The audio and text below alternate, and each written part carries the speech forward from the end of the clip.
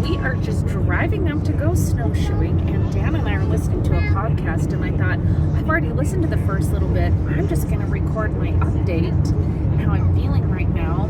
But then it interrupted our podcast, so I'm going to make this one really, really quick. Thanks, Dan, for sharing a moment of time. Okay, new update on the weight loss surgery. Still going to have it. Just found out that because our insurance changed, my new insurance company only requires 3 months of medically supervised weight loss. Check. So I've already had my esophagram. Check. Did not have a hiatal hernia, which is good news, because that would have complicated things. This is just like standard tests that you have to get. So my EKG came back a little bit questionable. So they're going to get back to me on the final results of that. And I'm like, okay, that sounds a little scary. I'm sure it's nothing major, but so I have that. And the surgery has to take place at the hospital that my husband works at, and they are booked solid for the month of February. Otherwise, I could go and have my surgery next week.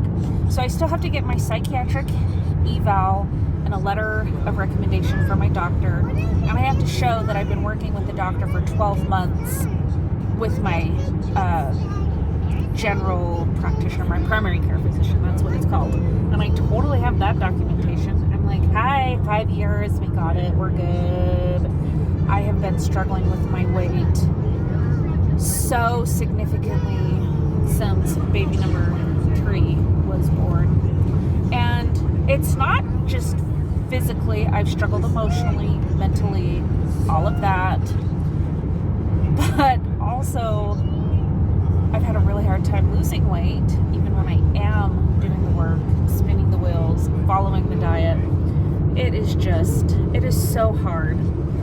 And my skinny husband over here, he just counts his points, and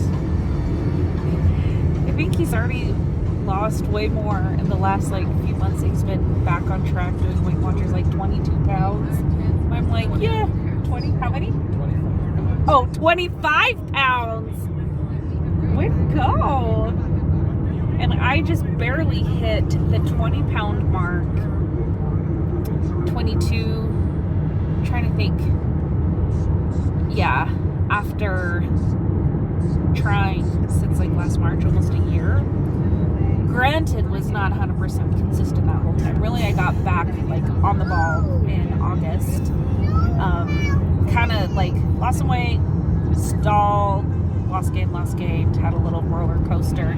I've been pretty consistent, but then I have just been really struggling. I took 2 days off intentionally to have little Cece's birthday. And then we moved and took about a week off, unplanned. It was basically, I started fresh every day, and I'm like, this is the day. And then by the end of the night, I'm like, WTH did I do?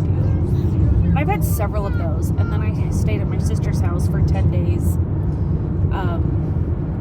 because Dan was exposed to COVID again, and we didn't want to quarantine at home, even though he's already had it. None of us ever tested positive, but we also never went and got tested. So we don't really know for sure if that would have meant a 2-week quarantine for us. So I just went to my sister's house. That was my good excuse. I did pretty good, but I was not 100%. I would say I was 70%. And then I came home and I'm like, oh, good. I'm back in my environment. This will be easy. And I have just struggled. I have had probably the worst week that I've had since I saw my doctor. Cece, what are you scared of? Oh, honey, you don't have to go in those mountains. She's saying that she's scared of these mountains because they're so high. We're taking our kids snowshoeing. So anyway, today I was like, no, for reals. It is